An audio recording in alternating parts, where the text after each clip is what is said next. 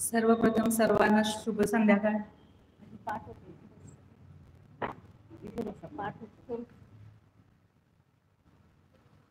सर्वप्रथम सर्वांना शुभ संध्याकाळ. आणि आज सन्मान्य व्यासपीठ वरील विराजमान असलेल्या आज महिला मंडळांचं भजन असल्यामुळे आज सगळ्या महिला संचालिका आज इथं आहेत. त्यामध्ये सर्वप्रथम मगदूम काकी, पाटील काकी, मैथिली वहिनी, पुन्हा पाटील काकी, आजच्या प्रमुख पाहुण्या म्हणून लाभलेल्या गायकवाड वहिनी, त्याचबरोबर मीना काकी, त्यानंतर इथं असलेल्या काकींचं नाव उपरे काकी, या सर्वांना सर्वप्रथम मी या सर्वांचा आवर्जून उल्लेख करेन, कारण की ह्या महिला भजनी मंडळ ज्या ज्यावेळी ह्या बँकेने पहिल्या दिवशी आयोजित केले त्या दिवशी हे सर्वजणी एकजुटीनं मी बघते. हे 17 वर्ष ही टीम मी बघते. त्यासाठी सर्वप्रथम ह्या महिलांसाठी एकदा जोरदार टाळ्या होऊन जाऊ दे. त्याचबरोबर समोर उपस्थितीत असलेल्या जे प्रेक्षक म्हणून आज आपल्यासाठी मिळालेले आहेत त्या सर्व महिलांसाठी एकदा जोरदार टाळ्या होऊ देत. पाऊस पडायला लागला बाहेर तरी सुद्धा त्या आज आलेल्या आहेत. त्यासाठी त्यांच्यासाठी एक मनापासून माझ्याकडून एक मोठं थँक्यू. आणि मला सन्मान्य व्यासपीठाबरोबरच पैसाफान बँकेचे अध्यक्ष भोजे काका, उपाध्यक्ष गायकवाड काका, सर्व संचालक मंडळ, त्याचबरोबर बँकेचे MD साहेब, या सगळ्यांची मी सर्वप्रथम ऋणी राहीन. का तर आज या पावन वास्तूमध्ये मला बोलण्याची संधी दिल्याबद्दल मी त्यांचे मनापासून आभार मानते. आणि ही व्याख्यानमाला 45 वर्ष चालवणे ती इतकी सोपी नाही आहे. आणि ह्या व्याख्यानमालासाठी मी गेले 17 वर्ष मी या व्याख्यानमालेचा लाभ घेत आहे. आणि म्हणूनच असं वाटते की आज त्या बसलेल्या खुर्चीपासून आज मी ह्या खुर्चीपर्यंत पोहोचलेली आहे. हे सर्व श्रेय जे आहे ते माणसं जे आपल्याला भेटतात ते नुसते बँक म्हटले की पैशाची देवाणघेवाण हेच आपण बघितलेलं आहे. खरं ह्या बँकेमध्ये आता जे 5 मिनिटापूर्वी जे काय आपण बघितलं त्यामध्ये महिलांना शिलाईमध्ये उत्तम कामगिरी केल्याबद्दल आणि एज्युकेशनमध्ये मुलांनी भरारी घेतल्याबद्दल त्यांचाही मानसन्मान ह्या बँकेने विचार करून त्यांनाही पुरस्कार दिला जातो. हे खरोखरच खूप विचार करण्याची गोष्ट आहे. आणि 1 ते 28 जर बँकेची मला त्यांच्या बँकेचे जे कामकाज आहे त्याचं मला लेटर आलेले त्यामध्ये त्यांचं पहिल्यात मला आवडलेलं मुष्टी फंड आणि तिथून त्याचा जी सुरुवात झाली आणि त्यातून निर्माण झालेलं पैसा फंड हे खूप वेगळं आहे. ह्याची कहाणी ही सर्वांना माहीत असेल. आणि ह्या बँकेमध्ये मला बोलण्याची संधी दिल्याबद्दल मी सर्वस्वी मनापासून त्यांचे आभार मानते. आणि त्याचबरोबर मला सांगताना आनंद होतोय की ह्या बँकेचं कामकाज बघतच मी सिल्वर सिटीमध्ये कसं काम करायचं हे शिकत गेले. का तर ह्या बँकेचं मला जे आवडणारी सगळ्यात एक गोष्ट आहे ती म्हणजे इथं वयाला मानपान नाही आहे. विचारांची देवाणघेवाण कशी असायला पाहिजे. वयाच्या इथं जे भोजे काका आहेत ते मला वाटतं 85 इयर्स ओल्ड आहे आणि MD साहेब आहेत ते 35 वर्षाचे आहेत. आता त्याच्यातूनच आपण विचार करायला पाहिजे की 85 इयर्स पासून 35 वर्षांपर्यंत संतुल राखून संतुल एकदम फ्लेक्झिबल राहून आपण जर संस्था चालवण्याचा कारभार डोर हातात घेतला असेल तर ती संस्था 75 वर्ष काय तर त्याच्यापेक्षा जास्त डबल सेंचुरीज करणार हे नक्कीच ठरलेलं आहे. त्यासाठी संस्थेच्या पुन्हा कामासाठी आमच्याकडून सिल्वर फॅमिलीकडून आणि नाईक फॅमिलीकडून भरपूर शुभेच्छा. आणि आज मी आता माझा विषय या विषयाला हात घालते. खरोखरच माझा पहिला प्रश्न आहे की पालकत्व आणि संस्कार ही सांगण्याची गोष्ट आहे का हो. हे सांगायलाच पाहिजे का हो. हे ऐकणं गरजेचं आहे का हो. ह्यामध्ये जबाबदारी कोणाची, आईची का बाबांची. जबाबदारी कोणाची, सोसायटीमध्ये असलेल्या सगळ्या महिलांची का पुरुषांची, शाळेत जाणाऱ्या शिक्षकांची का बाकी सगळ्यांची. तर तसं बघायला गेलं तर मी नक्कीच तुम्हाला हे खूप सोप्या भाषेत सांगण्याचा प्रयत्न करेन. मी तुमच्यापैकीच एक आहे. 17 वर्षाच्या प्रवासातून मी इथं अचानक आलेली आहे आणि तुमचे विचार तुमच्यापर्यंत, माझे विचार तुमच्यापर्यंत पोहोचवण्याचा मी पुरेपूर प्रयत्न करीन. माझा पहिला जो प्रवास आहे तो मी शाळेत एक प्रिन्सिपल म्हणून काम करते. मी जे काय बोलणार आहे ते माझे प्रॅक्टिकल एक्सपिरियन्स तुमच्यापुढे शेअर करणार आहे. म्हणजे पुस्तकी पेक्षा मी स्वतः अनुभवलेल्या गोष्टी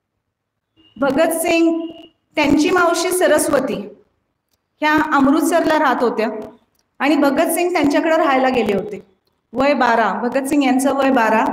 आणि अमृतसरमध्ये सरस्वती मावशी ज्या तिथे राहत होत्या त्यांची मुलगी बेला ही 11 वर्षाची मुलगी होती. भगतसिंग तिथं जाण्यामागचं कारण असं होतं की वीर वक्तांचं जालियनवाला बागेमध्ये भाषण ठेवलं गेलं होतं.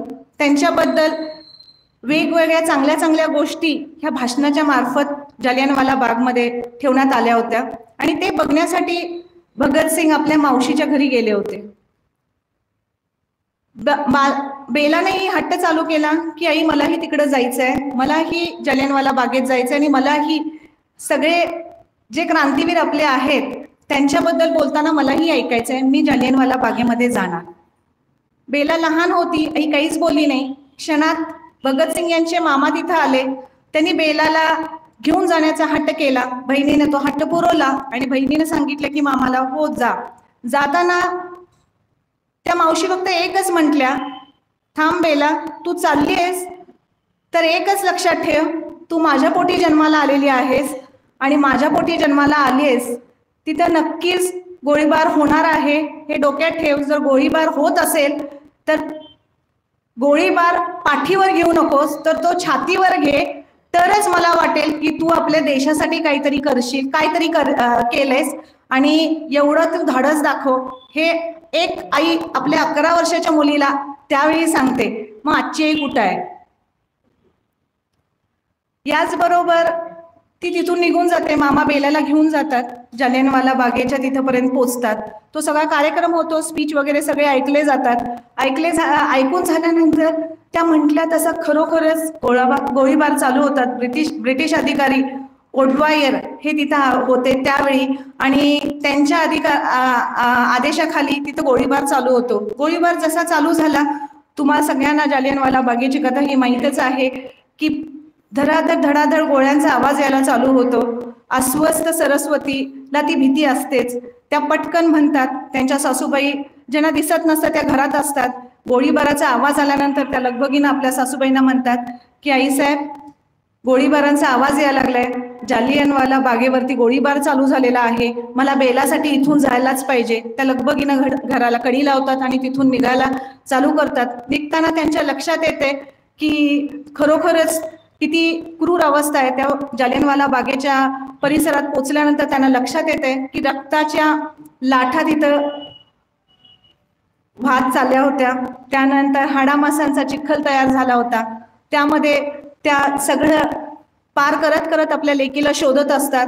त्या दिवशी त्यांच्या लेकीनं लाल कलरची ओढणी घातलेली होती. लाल कलरची ओढणी जिथं दिसेल ती ओढणी बाजूला काढून त्या आपली मुलगी शोधत होत्या. शोधता शोधता पुढं जाईल तसं त्यांना ते सगळं बघून फार वाईट वाटत होतं. त्या 8 महिन्याच्या गरोदर होत्या आणि त्या अवस्थेत त्या बाहेर पडल्या होत्या. पहिल्यांदा आत गेल्यानंतर एक लटपट घायल झालेला एक माणूस असतो, त्यांनी त्याचा पाय धरलेला असतो आणि त्या म्हणतात की मातोश्री, मला जरासं पाणी पाजाल का? आता ह्या असल्या अवस्थेत पाणी कुठं मिळणार? त्यांना क्षणिक लक्षात आलं. त्या स्टेज जवळ जातात. कुठं पाणी मिळणार विचार करतात. त्या स्टेज जवळ जातात. तिथे एक गाळा ठेवलेला असतो. त्यामध्ये जवळ जाऊन बघतात तर त्या सुद्धा गोळीबार झालेला असतो, त्यातही पाणी मिळत नाही.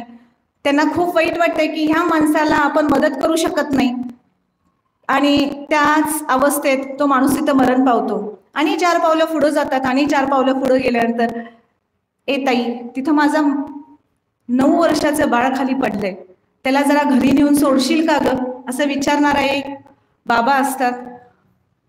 ताई पुन्हा विचारतात, सरस्वती पुन्हा विचारतात, कुठं आहे ते? ते सांगतात की हा तो माझा मुलगा 9 वर्षाचा लथपथ पडलाय खाली, त्याला प्लीज घेऊन जा. आणि तो मुलगा मेलेला असतो, वडील फक्त जिवंत असतात. जालियनवाला बागेत ते दृश्य दाखवायला वडिलांनी आपल्या मुलाला 9 वर्षाच्या आणलेलं असतंय आणि त्यांना ती धुकधुक लागून राहिलेली असते की आता कसं होणार माझ्या बाळाचं. त्या तिथं जास्त तोपर्यंत वडिलांनी श्वास सोडलेला असतो. हे बघून त्यांना खूप वाईट वाटतं. पुन्हा आपल्या बेलाची आठवण येते. बेलाला शोधायला चालू करतात.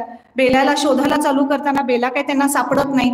तो गोळीबार चालूच असतो. माणसं स्वतःला वाचवत असतात आणि त्यातून त्या कशाबशा बाहेर पडतात आणि जालियनवाला बागेचा जो रस्ता आहे त्या गल्लीमध्ये त्या ओडवायरनी एक नियम केला असतो की ह्या गल्लीत जो कोण जाईल तो सरपटून जायचा. उभा राहून जायचा नाही, सरपटून जायचा. बेलाच्या आई म्हणजे सरस्वती बाहेर पडल्या जालियनवाला बागेच्या त्या गल्लीतून, त्या बाहेर चालू लागल्या. चालत असताना त्या एका अधिकाऱ्याला लक्षात आलं की त्या चालत चाललेत, म्हणून त्यांच्यावर माथीमागून वार करायला चालू केले. वार करत असताना एक दोनदा ते वार त्यांना लागले, त्यांना खाली पाडलं. 8 महिन्याची गरोदर बाई खाली पडते. त्यातनं ती म्हणते की ए काय तू मारतोस, कशा पद्धतीने मारायला लागलायस, का मारतोस मला. त्या म्हणत म्हणत पुढे जातात. त्या खूप घायल झालेल्या असतात, त्यांना काही चालता येत नाही की बोलता येत नाही, इथपर्यंत त्यांना मारलेलं असतं. हा क्रूरपणा त्यावेळी त्यांनी बघितला आणि त्यातनं सुद्धा त्या सुटतात आणि आपल्या घरी कशा बशा जाण्याचा प्रयत्न करतात. घराच्या समोर आले असताना हे भगतसिंग बघतात आणि भगतसिंग आपल्या मावशीला हात घेऊन घरापर्यंत नेतात. घरी नेल्यानंतर भगतसिंगांना ही कहाणी सगळी कळाल्यानंतर भगतसिंग ठरवतात की मी जालियनवाला बागेत नक्कीच जाणार आणि ते जालियनवाला बागेत जाण्यासाठी निघतात. जालियनवाला बागेत जेव्हा ते जातात तेव्हा त्यांच्या लक्षात येते की कशा पद्धतीनं ह्या ओडवायरनी ह्या सगळ्या ह्याचा क्रूर पद्धतीनं सगळ्यांचा घात केला आहे. आणि जेव्हा ते जालियनवाला बागेत जातात, पोचतात, तेव्हा ते रक्ताच्या लाटा आणि त्याचबरोबर तो हाडामासांचा जो चिखल झालाय ते बघून त्यांच्या हातात त्यांच्या शाळेतली दौत, जी पूर्वी असायची इंक पॉट म्हणतो आपण त्याला, ती दौत्याची बाटली होती. ती दौत त्यांनी खाली ओतलेलं असते आणि तिथं साठलेलं जे रक्त आहे ते रक्त त्यांनी भरून घेतलं त्या दौत्याच्या बाटलीमध्ये आणि नंतर तिथली जराशी माती हातात घेतली, खिशात ठेवली आणि तिथून लगबगीनं मान खाली टाकून चालायला घरापर्यंत पोहोचले. घरी आल्यानंतर आपली बहीण त्यांना विचारते, क्या हुआ वीर, तुम इतने शांत क्यों हो, क्या हुआ वीर. बहिणीला सांगतात भगतसिंग की तुम्ही आज जावा आणि मला फक्त एक पांढरं कापड आणि मोगऱ्याच्या फुलांच्या कळ्या घेऊन या. बहीण जाती, भावानं आदेश दिलाय तशा पद्धतीनं जाती, ते कापड घेऊन येते.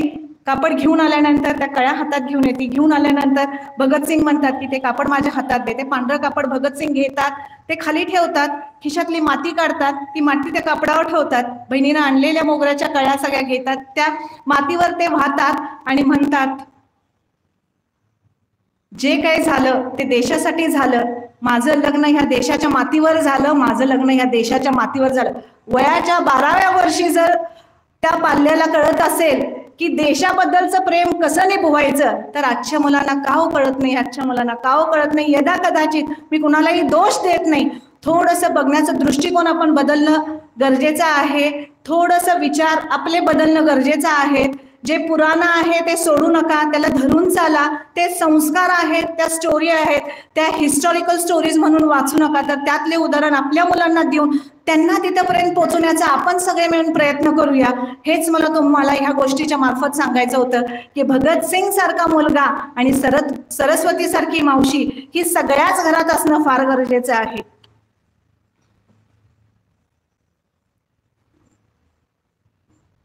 मला अजून एक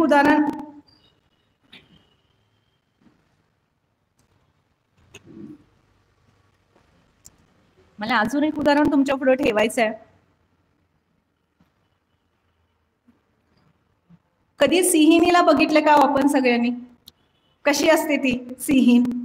सिंह आणि सिंहीण, बरोबर आहे ना? खरोखर जर आपल्या मुलांना कसं तयार करायचं असेल तर सिंहिणीचं उदाहरण आपण डोळ्यापुढे ठेवणं खूप गरजेचं आहे. सिंह हा जंगलाचा राजा असतो आणि सिंहीण आपल्या बछड्यांना जन्म दिल्यानंतर काय करते, ती काही गोष्टी करते. का करते? ह्यातनं आपण काय शिकायचंय? मी कुठलीही गोष्ट कुणालाही उद्देशून बोलणार नाही. मी गोष्टीच्या मार्फत, मी मगाशी पण म्हटलं की मी गोष्टीच्या मार्फत पालक कसं असावं आणि संस्कार कसे असावे सांगणार आहेत. मग ही सिंहिणीची गोष्ट सांगताना मी आवर्जून सांगेन, एक सिंहीण आपल्या 5 बछड्यांना जन्म देते. 5 बछड्यांना जन्म दिल्या दिल्या ती 1000 फूट लांब जाऊन उभी राहते. लांब जाऊन उभी राहिल्यानंतर ती लांबूनच आपल्या मुलांना प्रेरित करत असते की ये बछड्या इथं ये, कारण की त्यांना दूध पिलेलं नसतंय. ती दूध पिण्यासाठी आपल्या बछड्यांना प्रेरित करत असते आणि बछडे यायला चालवतात. एक त्यातला उठतो, एक येतो, लगबगीनं आईच्या तिथं जातो. दुसरा उठतो, दुसरा येतो, दुसराही जातो. तसंच तिसरा उठतो, तसाच चौथाही उठतो. खरं 5वा काय उठू शकत नाही, कारण की तो थोडा कमकुवत असतो. कमकुवत असल्यावर आई पुन्हा त्याला प्रोत्साहन देते, पुन्हा त्याला प्रेरित करते, ये बछड्या ये ये, तू माझ्या जवळ ये. तो यायची काय तयारी दाखवत नाही, त्याला ते जमत नाही. मग आई लगबगीनं त्या बछड्यापर्यंत जाते.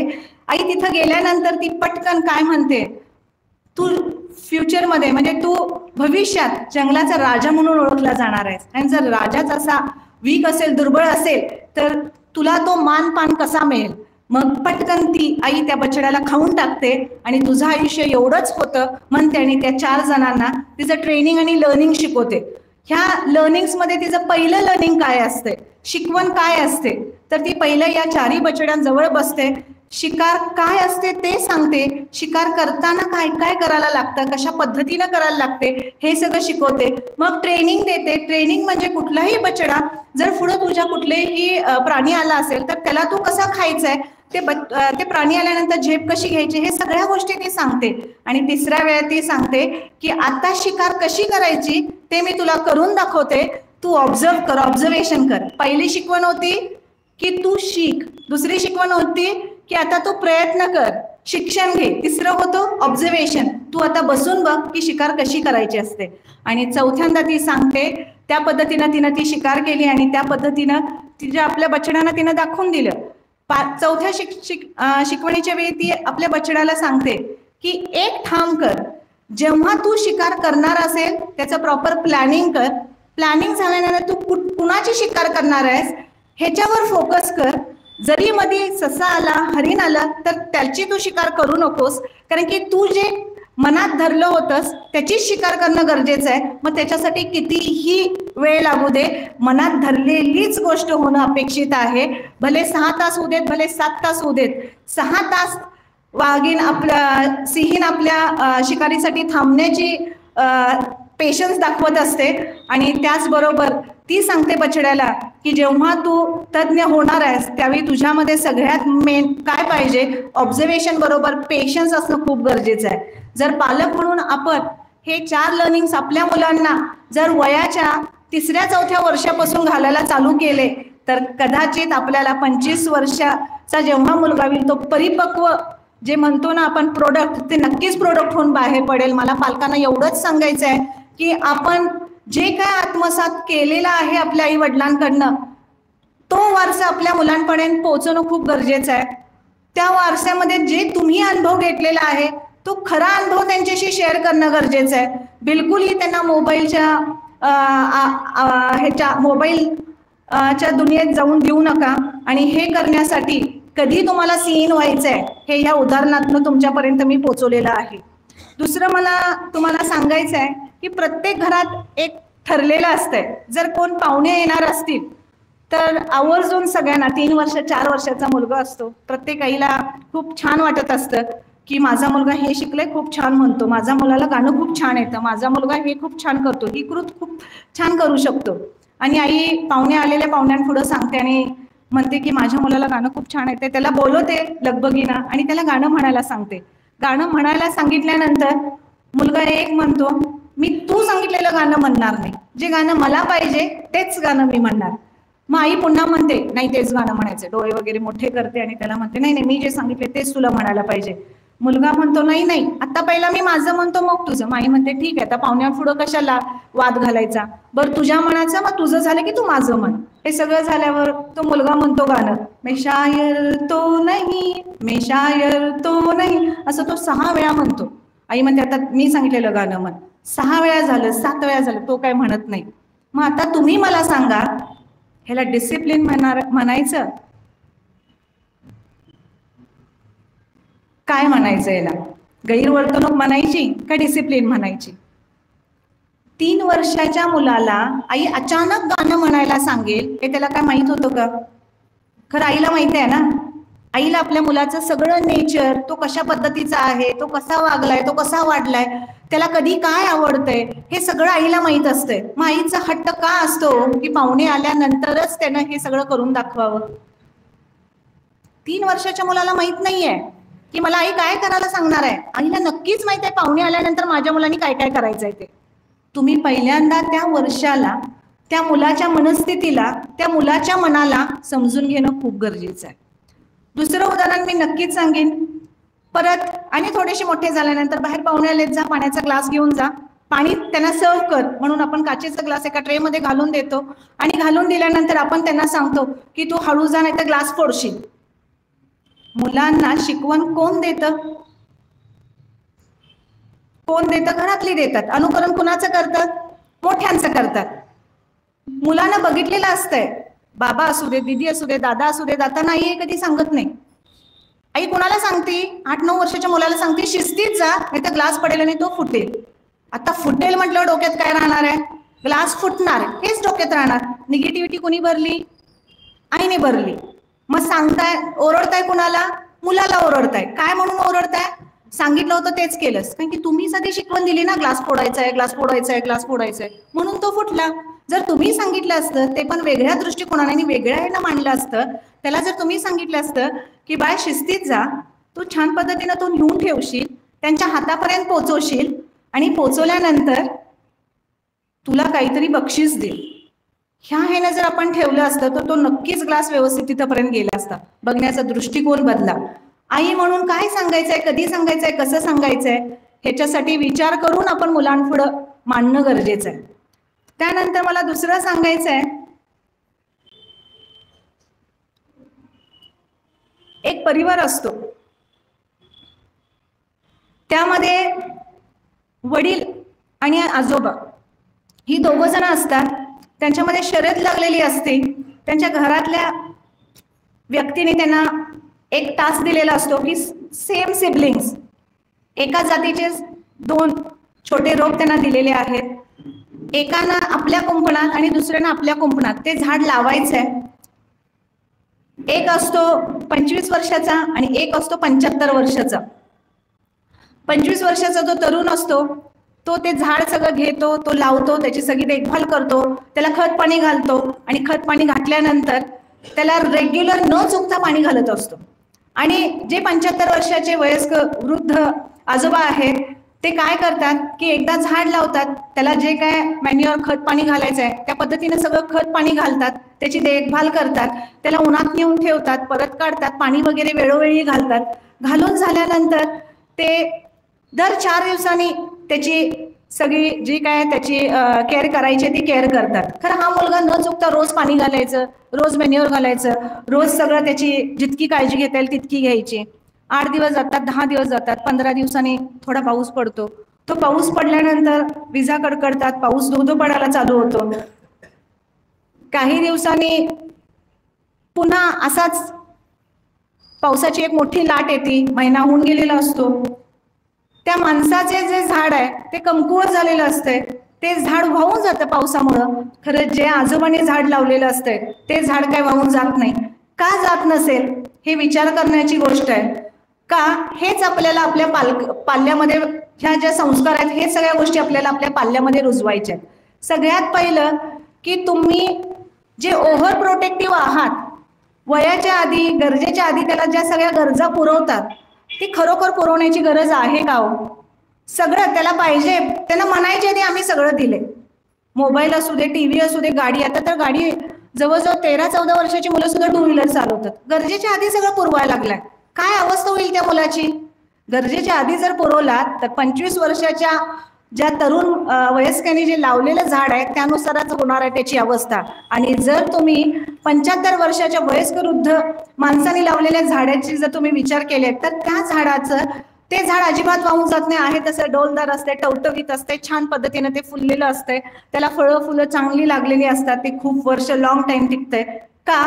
तर त्याच्या मुळाचं जे काम आहे, जे खत पाहिजे, खाली गेल्यानंतर जमिनीत पाणी शोधण्याची जी प्रक्रिया आहे ती त्या वृद्ध माणसाने त्या मुळांना करायला शिकवलेली असते.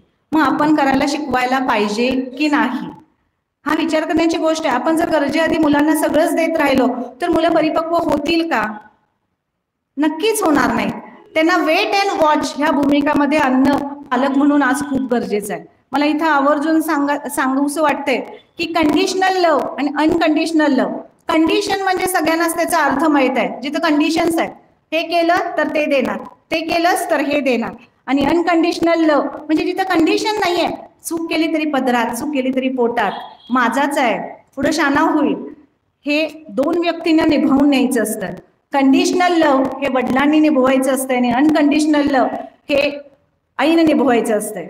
वडिलांनी अनकंडिशनल म्हणूनच प्रत्येक घरात जो काय लाड, जो काय आवाज वाढतो तो फक्त आईवर वाढतो. जो काय धाक आणि जी काय रिस्पेक्ट आहे ती आईला पण असते. खरं तिथं अनकंडिशनल आहे सगळं.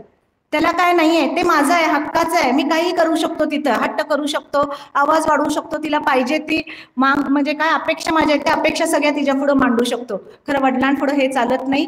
तर हे आपल्याला नॅचरली आलेलं आहे, देवानी हे करायला शिकवलेलं आहे माणूस म्हणून, आणि म्हणून हे कल्चर आपल्या पुढं राहिलेलं आहे. तर कंडिशनल आणि अनकंडिशनल लव ज्या घरात प्रॉपर आहे, व्यवस्थित आहे, जिथं वडील शासन करतात, जिथं वडील नियम लावतात आणि त्या नियमानुसार मुलाला वाढवतात, अशा घरामध्ये मुलांचं पालनपोषण खूप चांगल्या पद्धतीनं होतं. अनकंडिशनल लव हे आईनं त्या पद्धतीनं जर केलं असेल तर त्याच पद्धतीनं वडिलांनी ते कंडिशनल लव त्यांच्यापर्यंत पोहोचून घेणं खूप गरजेचं आहे.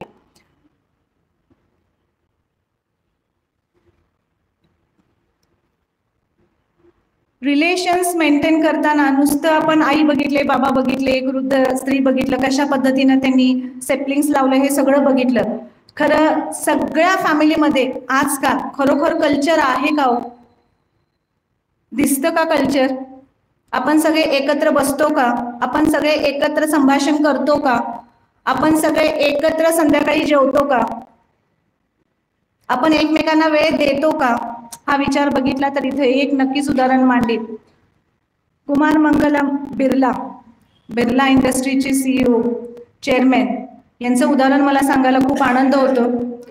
आदित्य बिर्ला त्यांचे वडील आहेत, ते फार लवकर वारले.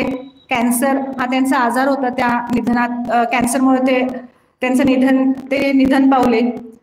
वयाच्या 28व्या वर्षी कुमार मंगलम बिर्ला यांच्या हातात चेअरमॅनशिप आली बिर्ला कंपनीची, आणि हे त्यांचं जे कामकाज आहे ते तुम्हा सगळ्यांना माहिती आहे की किती मोठं आहे. बिर्ला ग्रुप ऑफ इंडस्ट्रीचे हे करता सरता त्यांचा इंटरव्ह्यू असतो. 15 वर्षापूर्वी टाइम्स ऑफ इंडियामध्ये आलेली ही खरी गोष्ट आहे. त्या इंटरव्ह्यूमध्ये त्यांना विचारला जातो एक प्रश्न की तुमचा हा टर्नओव्हर एवढा आहे, त्यांचा टर्नओव्हर जो मंथली टर्नओव्हर आहे तो 50 लाख करोडचा टर्नओव्हर असतो, आणि त्या टर्नओव्हर म्हणजे त्यांच्याकडे त्यांचे जे कंपनीज आहेत ते सॉल्ट टू सॉफ्टवेअर पर्यंत त्यांनी कंपनींचं भरपूर अशा या कंपनी त्यांच्या आहेत, जगभर पसरलेल्या आहेत.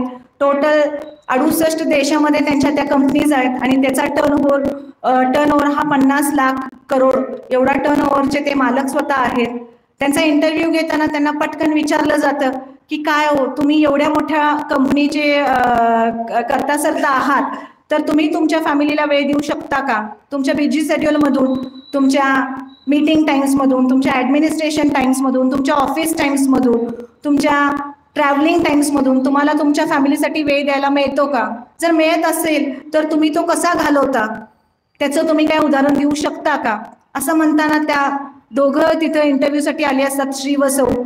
त्यांच्या मिसेस पटकन म्हणतात हे उत्तर मी देते, आणि हे उत्तर देताना खरोखर किती छान उत्तर त्यांनी दिले की हो, ते नक्कीच देतात. का तर बिर्ला हाऊस मध्ये एक नियम आहे की संध्याकाळी 8 वाजता सगळ्यांनी डायनिंग टेबलवरती यायचं आहे. आल्यानंतर जो काय आपल्या जवळचा प्रत्येकाजवळचा जो फोन आहे तो फोन आपल्या मातोश्रींच्या हातात द्यायचा आहे, आणि त्यानंतर सगळ्यांनी 8ची वेळ एकमेकांबरोबरच डिनर टाइम म्हणून स्पेंड करायचं आहे. ते डिनर टाइमला बसायच्या आधी त्यांचं संभाषण असते, आदल्या दिवशी दिवसभरात त्यांनी काय केलं या गोष्टींवर चर्चा असते. जर ती चर्चा नसेल तर आपल्या आधी बिर्ला फॅमिलीचा जो इतिहास आहे तो सांगायचा, नसेल तर नवीन असतील काही गोष्टी आल्या असतील त्याच्यावर चर्चा करायची. हे म्हणायचं लक्झुरियस टाइम विथ फॅमिली. हे आपण करतो का? हे लोक पावलंय कुठंतरी. पुढं मोबाईल आहे, पुढं टीव्ही आहे, एक जण टीव्हीच्या रूम मध्ये जात आहे, मुलगाला कार्टून लावून दिलेले असतात, गाणी लावून दिलेली असतात, आणि जेवण जेवायला चालू झालं. हे करणं खूप गरजेचं आहे. हे सगळं झालं, 1 तास झाला, तो जे काही जेवणाचं टाइम झालं सगळं झाल्यानंतर 8:30च्या टायमिंगला सगळ्यांनी आपले आपले फोन जे मातोश्रींना दिलेले आहेत त्या सगळ्यांनी सगळ्यांचे फोन त्यांच्या हातात दिले. फोन हातात दिल्यानंतर बिर्ला ग्रुप ऑफ इंडस्ट्री, आपल्यापेक्षा तर नक्कीच त्यांना काम भरपूर असणार आहे, आपल्या एवढं तर नक्कीच नसणार आहे, कारण की त्यांच्याकडे एवढं टर्नओव्हर आहे, एवढे कंपनीज बघतात, एवढे मोठा त्यांचा कारोबार आहे, म्हणजे क्षणाक्षणाला त्यांना फोन येत असतील. खरं तास 1.5 तास जर तो माणूस फोन आपल्यापासून लांब ठेवू शकत असेल तर आपण तर किस झाड की पत्ती, बरोबर आहे ना? आपण किती वेळ ठेवायला पाहिजे? कारण की अजून आपला टर्नओव्हर तेवढा पण नाहीये, त्यांच्या निम्म्या 1/4 पण नाहीये. म्हणजे आपण हे संस्कार पाळणं खूप गरजेचं आहे. त्याचबरोबर जेव्हा त्या येतात, सगळे झाले, जाताना 8:30 वाजता सगळ्यांनी आपले आपले फोन बरोबर घेऊन जायचे, आपल्या बेडरूममध्ये जायचे. बेडरूममध्ये गेल्यानंतर प्रत्येकाने आपल्याला काय मेसेजेस आले ते बघायचे. जर महत्त्वाचे असतील तर त्या मेसेजेसला रिप्लाय द्यायचा, नाहीतर त्या मेसेजचा रिप्लाय एक टेक्स्ट मेसेज करायचा. आणि जर काय असेल तर आपण उद्या सकाळी ऑफिस टाइममध्ये बघूया, हा मेसेज टाकून पुन्हा ते फोन बाजूला ठेवायचे. आपल्या रूममध्ये गेल्यानंतर प्रत्येकाला एक नियम असायचा की रूममध्ये गेल्यानंतर पुन्हा 45 ते 50 मिनिटं एक पुस्तक वाचायचं आहे.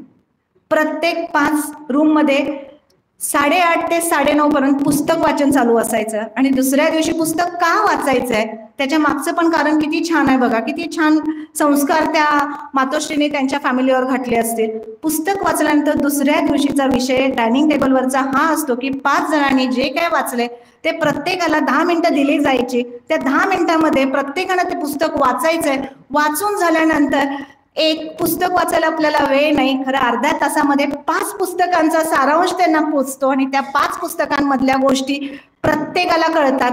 हा संस्कार, हे पुस्तक वाचन जर ह्या पद्धतीनं प्रत्येकाच्या घरापर्यंत आलं तर किती छान होईल.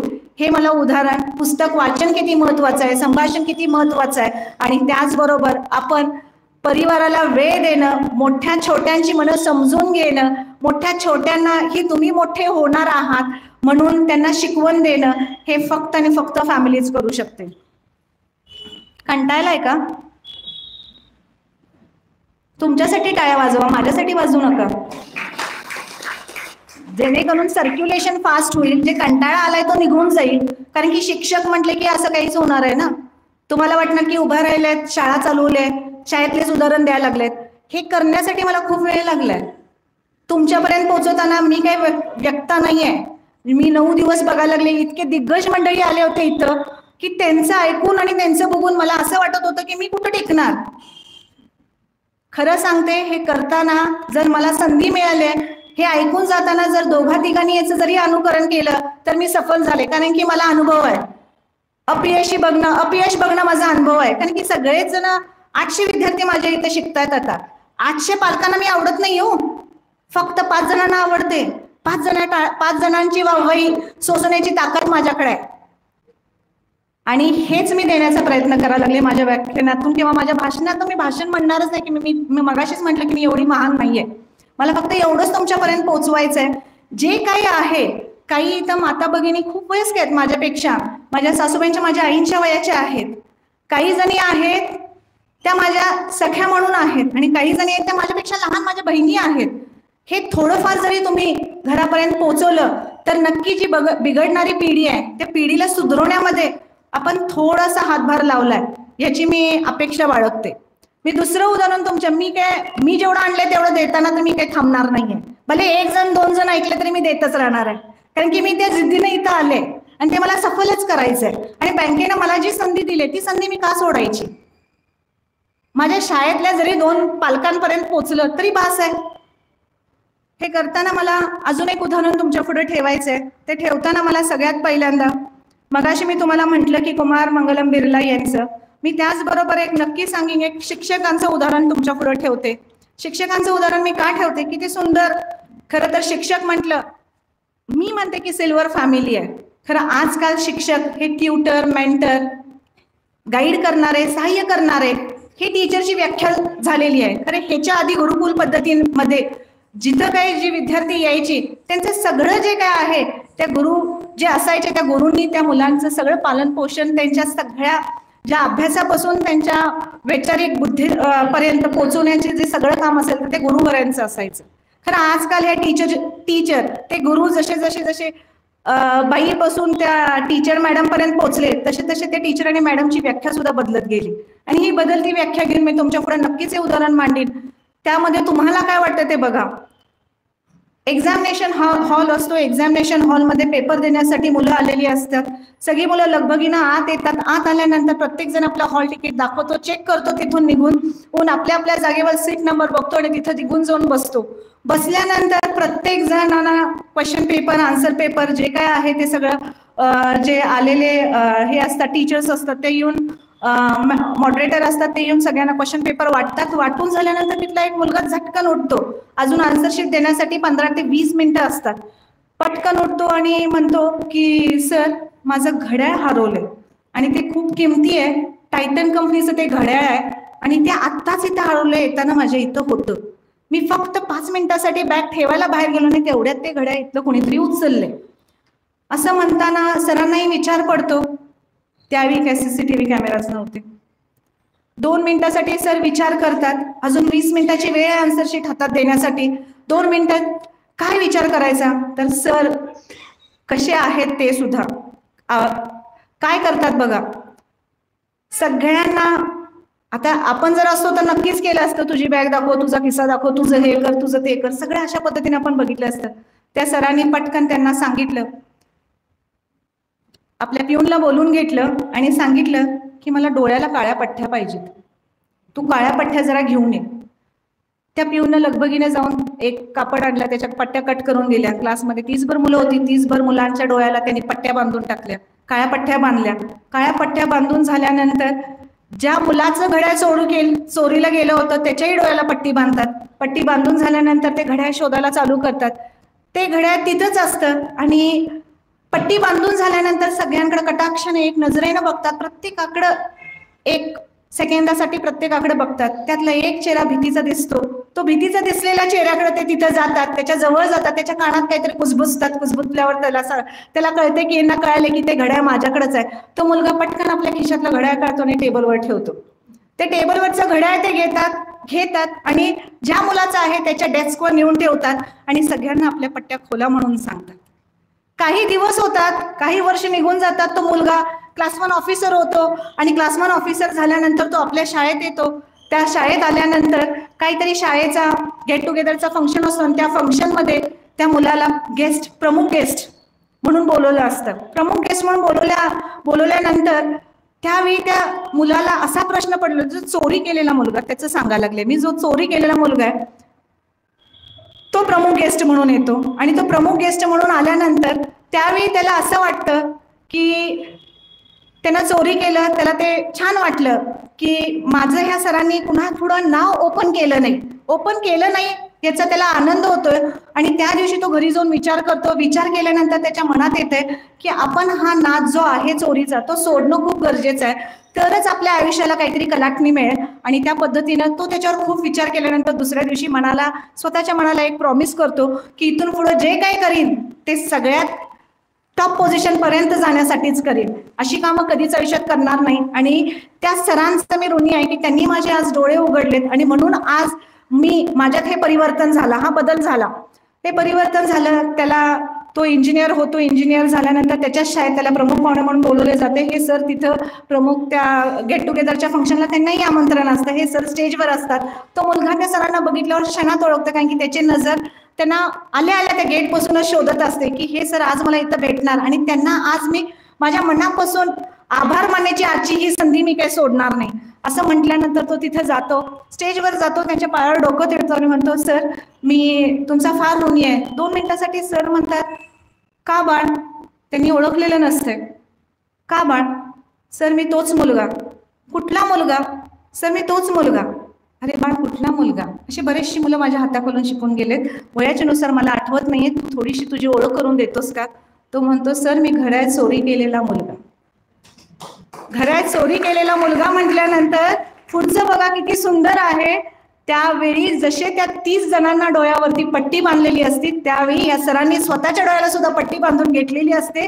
का तर मला जरा सुद्धा वाटायला नको की मी जिथं शिकवत होतो तिथं एक चोर म्हणून एक मुलगा होता आणि मला माझी नजर शर्मेनं खाली झुकायला नको आणि माझ्यापेक्षा त्याची नजर माझ्या पुढे शर्मेनं खाली झुकायला नको की हा विद्यार्थी माझ्या पुढे चोरी केला, त्याची ती परिस्थिती होती, त्याचे ते वय होतं, ते वय त्याला लाजीरवाणी वाटून द्यायला नको म्हणून मी माझ्या डोळ्याला पट्टी बांधली होती बाळा, त्यामुळे तू मला कळाला नाही, तूच का तो म्हणतात, त्याला आशीर्वाद देतात.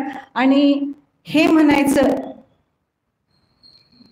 कल्चर, हे म्हणायचं रिलेशन, एका गुरुचं एका विद्यार्थ्यावर, एका गुरूंनी आपल्या मुलांना कसं घडवायचं आणि ह्याला म्हणायचं पालकत्व. बरोबर आहे का नाही? त्यांना करता आलं असतं, कसंही ते सांगितले असते, हा चोर आहे, उठा, हे करा, सगळं करता आलं असतं. खरं आज जर त्या मुलाला त्याची जर ती गिव्ह अँड टेक, द्या आणि घ्या, रिस्पेक्ट घ्या, रिस्पेक्ट द्या, ही भावना ज्याच्यामध्ये आहे ते कधीही पुढं यशस्वीच होणार, ते कधीही पुढे कुठेही अडकळत नाही, तटत नाही. त्यामुळं असे गुरु भेटणं खूप गरजेचं आहे. आणि असा विद्यार्थी घडणं, नुसतं गुरुच नाही, कारण की त्या विद्यार्थ्याचं पण तेवढंच क्रेडिट आहे. त्यानं स्वतःला बदलण्याचा प्रयत्न केला. आणि हे फक्त आणि फक्त जिथे दोन नाती मनाने बघितली जातात, दोन नात्यांना रिस्पेक्ट देणं घेणं कळतंय, तिथंच असे काही गोष्टी घडू शकतात.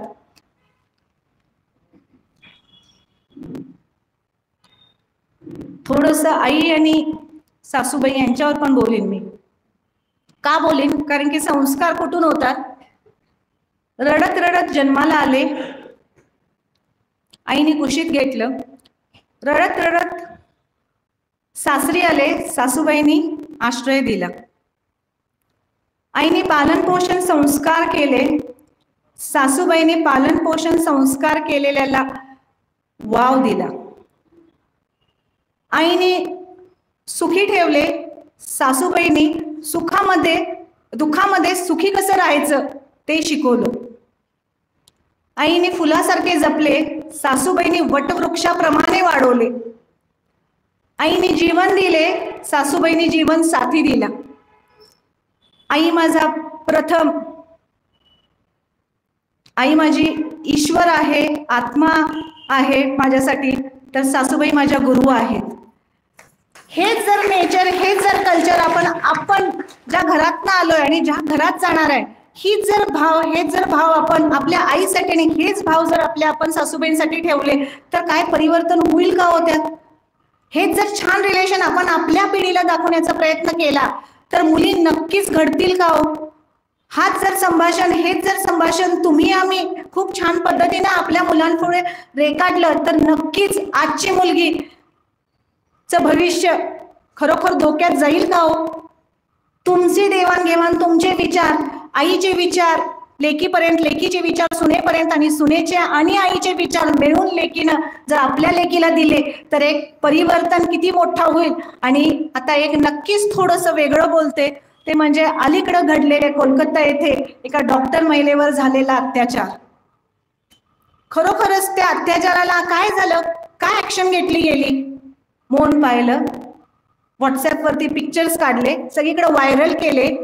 खरोखर ती ज्या बाईकडे बघण्याची जी नजर आहे ती व्हॉट्सअपमुळं किंवा मोबाईलमुळं राहिलेली आहे का हो? आहे का? मग आत्ता पण सगळ्यांच्या हातात मोबाईल आहे, गरजेपेक्षा जास्त आहे ना. तो मोबाईल आणि ते पिक्चर जे त्यावेळेचे जे व्हायरल झाले ते खरोखर होणं आवश्यक होतं का हो?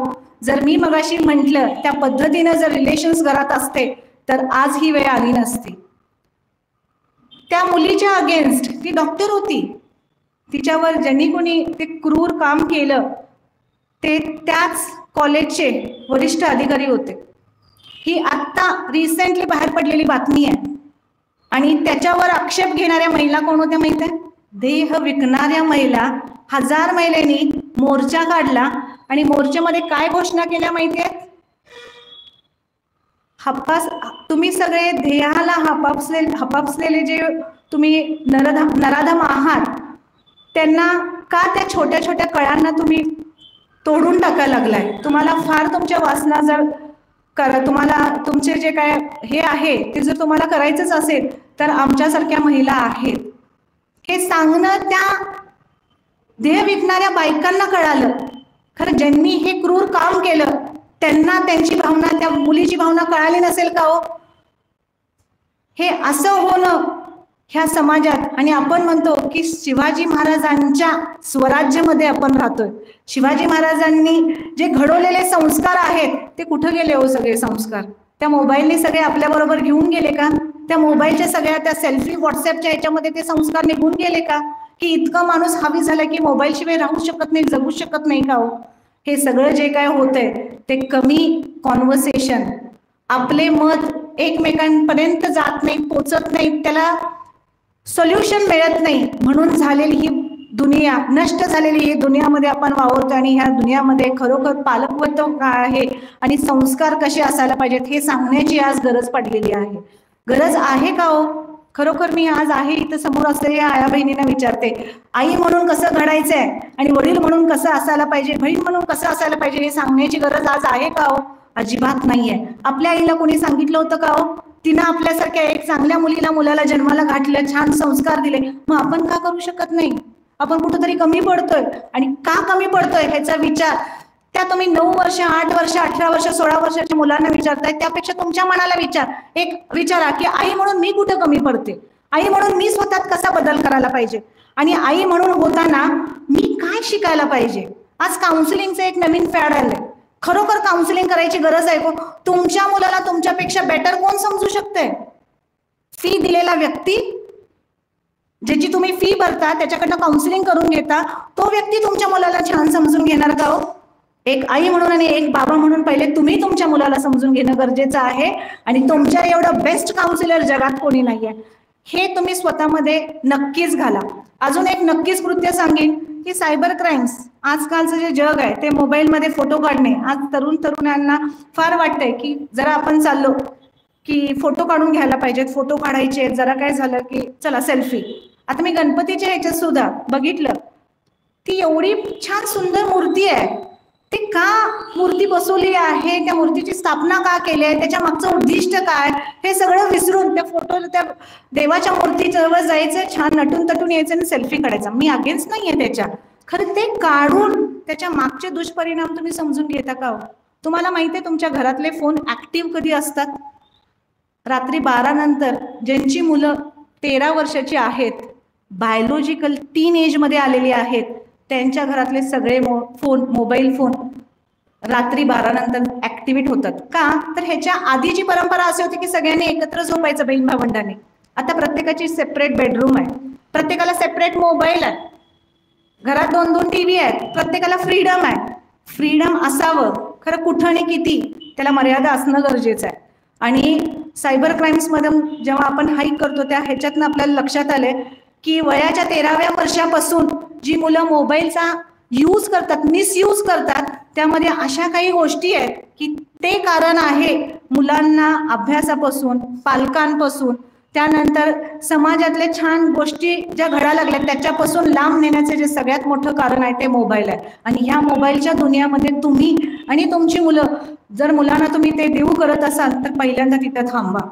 खूप महत्वाच्या आणि खूप खोल जाणाऱ्याच्या गोष्टी आहेत. खरं तुमच्या सगळ्या त्या ह्याच्यावरून असं वाटत नाही की मी तुम्हाला ते शेअर करावं. मला अजून एक शेवटचं एक उदाहरण द्यायचं आहे. बाबा म्हणजे काय असतात, बाप म्हणजे काय आहे, हे सगळ्यांनी समजून घेणं खूप गरजेचं आहे. एका घरात 3 जणांचं कुटुंब असतंय, आई वडील आणि मुलगा. एकुलता एक मुलगा असतो. वडील रोज सकाळी ऑफिसला जात असतात, संध्याकाळी परत येत असतात. मुलाला शेजारच्या घरात त्याच्या वाढदिवसानिमित्त सायकल मिळालेली असते आणि ती सायकल बघितल्यावर मुलाचं मन थोडंसं वेडं होतं आणि तो म्हणतो की बाबांना आल्या बाबा मला सायकल कधी घेणार तुम्ही? तो म्हणता नाही. बाबा म्हणतात तुझी जुनी सायकल आहे ती खूप छान आहे, आता लगेच काही घ्यायची गरज नाही. आणि थोड्या दिवसांनी मुलगा येतो, रोज एक नवीन फरमाईश तो वडिलांपुढे ठेवत असतो. दुसऱ्यांदा म्हणतो की बाबा तुम्ही मला नवीन शर्ट मला पाहिजे होता, कधी घेणार? मला ही वस्तू पाहिजे, कधी मिळवून देणार? बाबा प्रत्येक वेळी सांगणार आता नको थोडं थांब, आता नको थोडं थांब, हे नको थोडं थांब. 10वी झाली तशी 12वी झाली. हे सगळं झाल्यानंतर सारखं बाबांचा नकार बघून त्या मुलाला फार झीट आलेली असती. तो वारंवार म्हणत असतो आईला की असे कोणाचे बाबा असतात का ग? प्रत्येक गोष्टीला काही मागितलं की सगळ्याला नाही म्हणणारे असे बाबा कोणाचे आहेत का? त्या मुलाला ते बाबा काही समजत नसतात. ते बाबा पुन्हा त्यांना काय मागितलं की सांगतात नको रे बाळा अजून थांब, तुझ्या वाढदिवसाला घेतलेला शर्ट तू 10वीच्या तुझ्या सेंड ऑफला घाल आणि तू जा. नंतर तो मुलगा ठरवतो की मी एवढा श्रीमंत होणार, मी इतका अभ्यास करणार आणि मी बाबांकडे परत कधी काय मागणार नाही, असं तो ठरवतो. आणि तो मुलगा इंजिनियर होतो. इंजिनियर झाल्यानंतर त्याचा कार्यक्रम असतो, त्या कार्यक्रमाला तो तिथं जातो. त्यावेळी तो बाबांना म्हणतो की बाबा मला हे पाहिजे. त्यावेळी सुद्धा त्याचे बाबा म्हणतात की नाही रे बाळ. तो जेव्हा कुठेही रस्त्यावर जात असताना त्याचे बाबा त्याला म्हणायचे इथं गाडी व्यवस्थित लावलेली, त्या गाडीला व्यवस्थित पार्क कर. त्या पायऱ्यांवरून तो घरी यायचा, त्या पायऱ्यावर जर काय माती कोंडी काय पडली असेल तर बाबा त्याला सांगायचे की हे सरळ ठेव. बाबा एक शिस्तीचे, नीटनेटकेपणा, सगळं सरळ असलेले आणि सरळ, माझा मुलगा सुद्धा चांगला वर्तणुकीतला असावा अशी वाटणारे हे बाबा होते.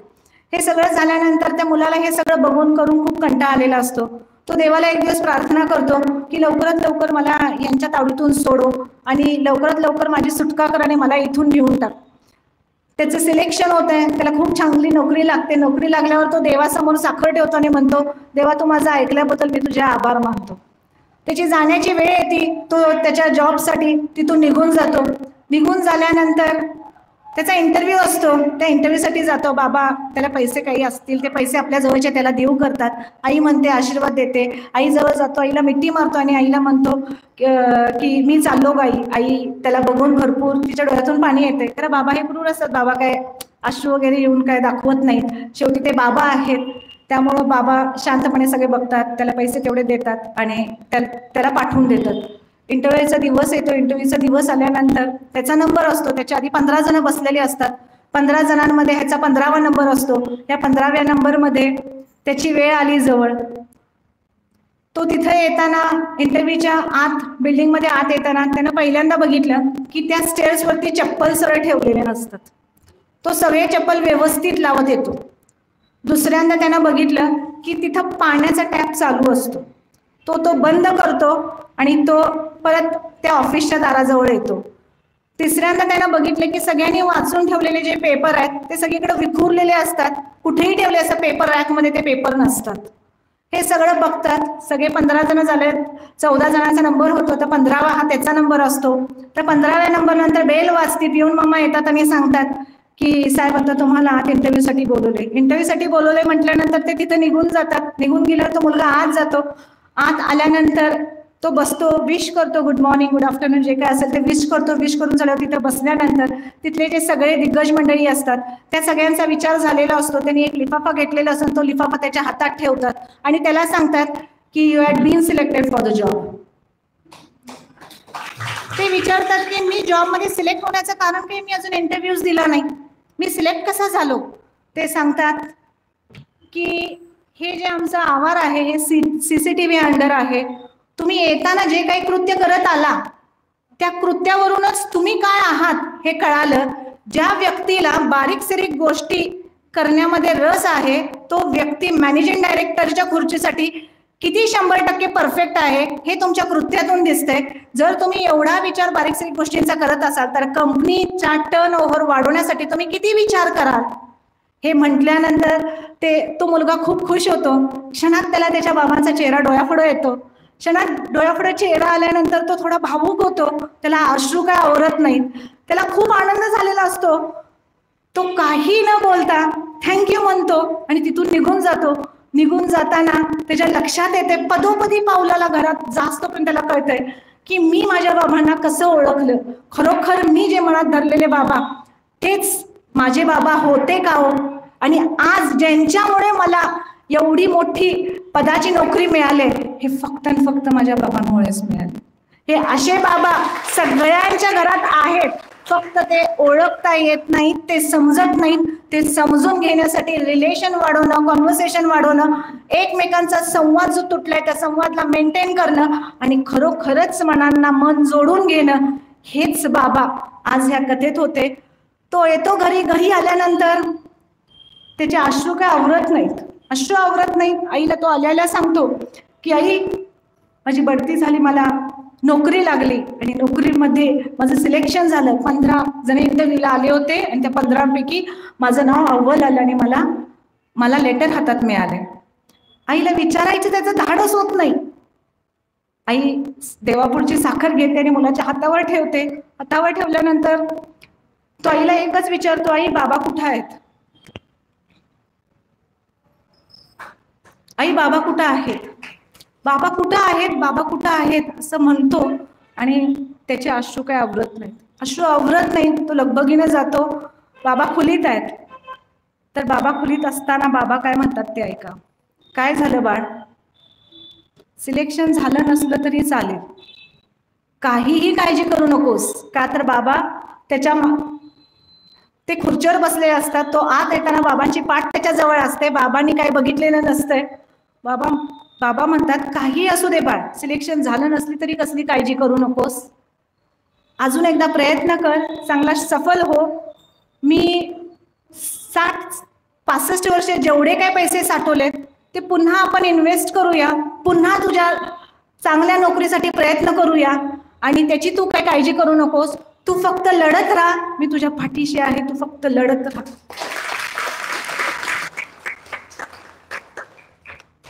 हे असे म्हणणारे बाबा आमचे होते, म्हणून आज आम्ही इथपर्यंत आहोत. तू फक्त लढत राहा म्हटल्यानंतर मुलगा पटकन जातो, बाबांच्या पायावरती आपलं डोकं ठेवतो. डोकं ठेवल्यानंतर मुलाच्या डोळ्यात आपोआप अश्रू यायला चालू होतात. ते अश्रू आलेले बाबांचे पाय ओले होतात. बाबांना काय कळत नाही, याला नेमकं झालंय काय. बाबा त्याला धरतात, उठवतात. तो बाबांना गट्ट मिठी मारतो, ज्याच्यासाठी बाबा 25 वर्ष बाबा ज्याची वाट बघत होते, ते कृत्य आज झालेले असते. त्या मुलानं बाबांना 25व्या वर्षी घट्ट मिठी मारलेली असते. त्याच्यासाठी बाबा आतुरलेले असतात. आणि ती मिठी मारल्यानंतर मुलगा सांगतो, बाबा माझं सिलेक्शन झालंय, तुम्ही दिलेली शिकवण तिथं उपयोगाला ठरली आणि मी चुकलो, मी हे कृत्य करत राहिलो. आज जो काय आहे तो तुमच्यामुळं आहे, फक्त आणि फक्त तुमच्यामुळं आहे, असं म्हणत तो तिथून निघून जातो. हे असतात बाबा. त्यामुळे बाबांना समजून घ्या. एक शेवटचं नातं सांगते. पालकत्व म्हटलं तर मी मगाशी म्हटलं की जिथं आपण आहे तिथं पालकत्व आहे. ही बँक जी आहे ती ज्येष्ठ मंडळींमुळं त्या बँकेचं पालन पोषण झालंय, म्हणून ती 75व्या वर्षापर्यंत पोहोचलेली आहे. जिथं तुम्ही मनापासून काम करताय त्याचा रिझल्ट हा नक्कीच येतोय. आणि त्याच्यासाठी मनानं नुसतं काम करणे नाही, तर पेशन्सफुली काम करणे, सातत्यपूर्ण काम करणे आणि सगळ्यांमध्ये पेशन्स टिकवणं खूप गरजेचं आहे. जर तुम्हाला यशस्वी व्हायचं असेल तर तुमच्यामध्ये थांबण्याची ताकद असणं गरजेचे आहे. आणि ती ताकद आज आपण आपल्या मुलांना देऊ करणं खूप गरजेचं आहे. सुधा मूर्तींचं उदाहरण देताना, फक्त 2 मिनिटाचं उदाहरण देते आणि शेवट करते. सुधा मूर्तींचं उदाहरण देताना मला सगळ्यांना एक आवर्जून सांगूचं वाटतंय. नारायण मूर्ती इन्फोसिस कंपनीचे कर्ता प्रेसिडेंट नारायण मूर्ती आणि सुधा मूर्ती यांचं उदाहरण आहे. नारायण मूर्ती, सुधा मूर्तींचा वाढदिवस 19 ऑगस्टला बर्थडे असतो आणि त्या दिवशी नारायण मूर्तींचं रेजिग्नेशन लेटर हातात आलेलं असते. पहिल्या जॉबचं रेजिग्नेशन लेटर हातात आल्यानंतर ज्या दिवशी आपल्या बायकोचा वाढदिवस आहे त्या दिवशी तो माणूस रेजिग्नेशन लेटर घेऊन जातो आणि पहिल्यांदा जेव्हा सुधा मूर्तींना बघतात तेव्हा ते म्हणतात हॅपी बर्थडे. हॅपी बर्थडे झाल्यानंतर ते म्हणतात पटकन की मला नोकरीवरून काढून टाकले. त्या एक नेहमीसारखं त्या कायम हसरे असतात. त्यांच्याकडे बघतात, एक हसत मुखाने एक स्माईल देतात. त्यात काय मोठं आहे, कशाला काळजी करताय. आपण आहोत की जे काय आहे त्यात आपण निभावू शकतो, जे काय आहे त्यात आपण चालवू शकतो. आणि त्याच्यासाठी तुम्ही एवढे नाराज का होताय. मी आहे ना, तुम्ही काहीच काळजी करू नका. ते काय म्हणतात माहितीये का आपल्या बायकोला, माझ्या लाईफ मधलं जर स्ट्रॉंग पिलर कोण असेल तर सुधा आहे, म्हणून आज नारायण मूर्ती आहेत. सुधा होती म्हणून नारायण मूर्ती आहेत, हे ते आपल्या बायकोला म्हणतात. आणि त्यानंतर सुधा मूर्ती पटकन उठतात आणि म्हणतात, मला सगळ्या एंटरप्रेनर्सना सांगायचं आहे की नारायण मूर्ती एक बिझनेसमॅन म्हणून खूप बेस्ट आहेत. त्यांचं जे काय आहे चांगुलपणा, बिझनेस मधले ट्रिक्स टेक्निक्स हे ते कंपनीत असताना आहेत. खरं जर माणूस म्हणून, वडील म्हणून म्हटला तर लॉजिकली ते जरा सुद्धा चांगले नाहीये. का तर त्यांना लॉजिकच माहित नाही, घर कसं चालवायचं. ते कधी त्यांनी त्याचा डोर हातातच घेतला नाही. म्हणून मला सगळ्या एंटरप्रेनर्सना सांगायचंय, सुधा मूर्ती म्हणतात की असल्या डोक्यानं कमी असलेल्या व्यक्तीला घर चालवणं हे त्या म्हटलेली गोष्ट आहे, मी नाही म्हणत. त्यांनी त्यांच्या मिस्टरांना म्हटलेली गोष्ट आहे. घर चालवण्यामध्ये ज्यांचं डोकं कमी आहे त्या व्यक्तींना सांभाळण्यासाठी मला किती स्ट्रॉंग राहावं लागत असेल आणि तो स्ट्रॉंगनेस मला त्यांच्यापेक्षा देवांना जास्त दिलाय. म्हणूनच आज मी त्यांचा स्ट्रॉंग पिलर आणि सपोर्ट ही भूमिका पार पाडते. आणि तुम्हाला ही जर तुमच्या घरात जर कोण एका टॉपमोस्ट पोझिशनला असेल तर तसल्या व्यक्तीला हाताळायचं असेल तर ते स्ट्रॉंगनेस तुम्ही महिला म्हणून, आई म्हणून, बहीण म्हणून, एक पत्नी म्हणून तुमच्यामध्ये असणं गरजेचं आहे. हा संदेश जेव्हा केव्हा तुम्ही सुधा मूर्ती, नारायण मूर्तींना बघाल तर हे संदेश त्यांच्या आचरणातनं आणि विचारातनं आपल्याला कळत असतात. हे विचार, हे आचरण पालकत्व म्हणून. मग पालक म्हणजे फक्त आई बाबाच का हो, पालक म्हणजे फक्त आजी आजोबाच का हो, नाही. पालक म्हणून जिथं तुम्ही आहात तुमच्या मैत्रिणीमध्ये असू दे, तुमच्या फॅमिली फंक्शनमध्ये असू दे, सोसायटीमध्ये तुमच्या बरोबर जो कोण तुम्हाला चांगलं देव करतो, जो कोण तुम्हाला संस्कारित भावना देतो, तो तुमचा पालक होण्याच्या पात्रतेचा असतो. तो पालक होणारा आहे का नाही हे बघण्यासाठी तुमची दृष्टी दृढ आणि एकदम चांगली असणं, पारखी असणं गरजेचं आहे. जाता जाता अजून एक वडिलांवरतीच कविता सांगते आणि मी थांबते. एवढ्या वेळ मला सहन केल्याबद्दल सगळ्यांचे पहिला आभार मानते.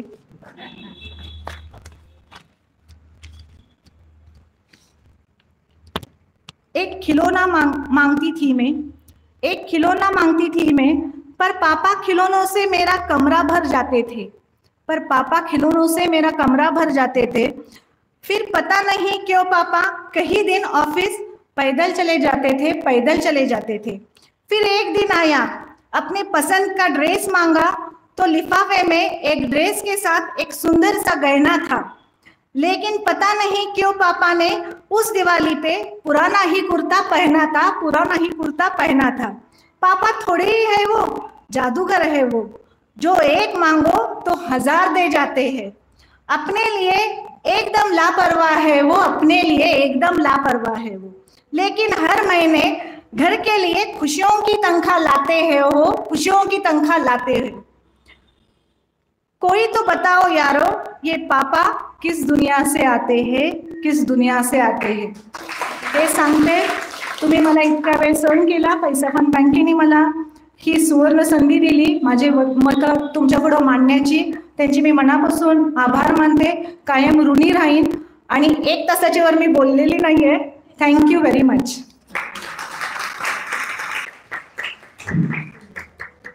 धन्यवाद दीदी. आज आपण अगदी भावनात्मक विषयानं हात घातला.